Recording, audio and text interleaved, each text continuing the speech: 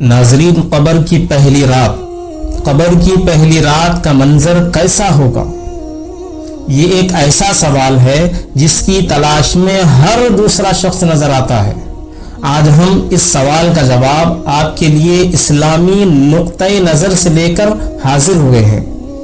ناظرین، اس کے علاوہ آپ کو یہ بھی بتائیں گے کہ آخر خبر انسان کو کیسے پکارتی ہے؟ کیا یہ پکار انسان کو سنائی دیتی ہے؟ ناظرین، حضرت ابو سعید خدری رضی اللہ تعالی عنہ سے روایت ہے کہ سرور کائنات صلی اللہ علیہ وسلم نے فرمایا، لوگوں، لذتوں کو ختم کرنے والی موت کو کثرت سے یاد کیا کرو۔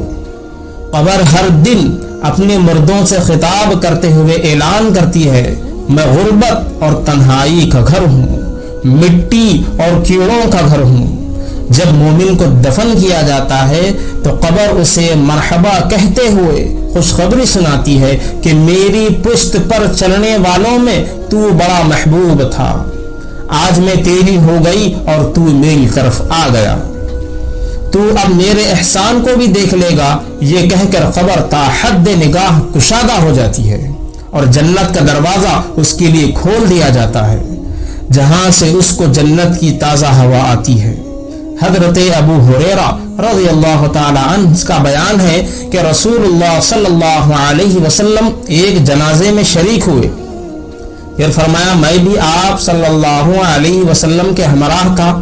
آپ صلی اللہ علیہ وسلم ایک قبر کے پاس بیٹھ گئے اور فرمایا، یہ قبر ہر دن بآواز بلند کہتی ہے، اے آدم کی اولاد، تو کیا مجھے بھول گیا؟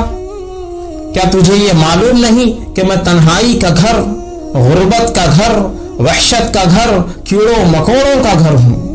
میں بہت تنگ گھر ہوں، مگر اللہ تعالی جس کے لیے کشادگی کا حکم فرمائے گا اس کے لیے کشادہ ہو جاؤں گی۔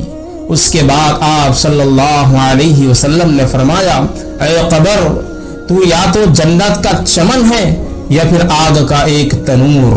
اللہ اکبر۔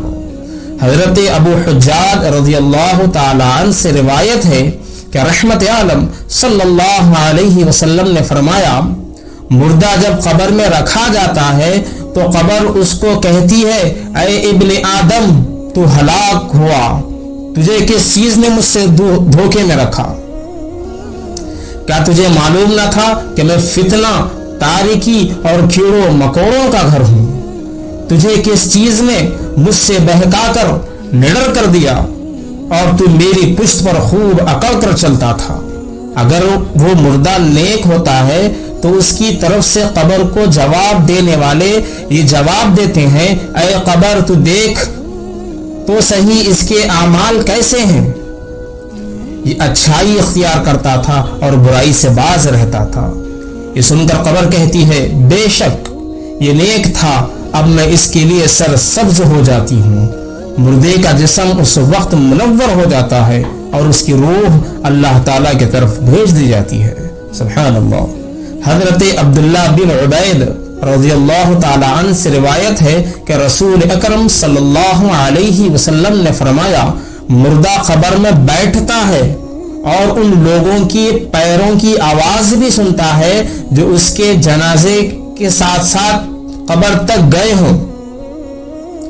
مردے سے اس کی قبر کہتی ہے، اے ابن آدم، تیری ہلاکت ہو، تو نے میری تنگی، بدبو، کیڑے مکوڑوں کا خوف نہیں کیا، اس لیے تو نے ان چیزوں سے بچنے کے لیے تیاری نہ کی۔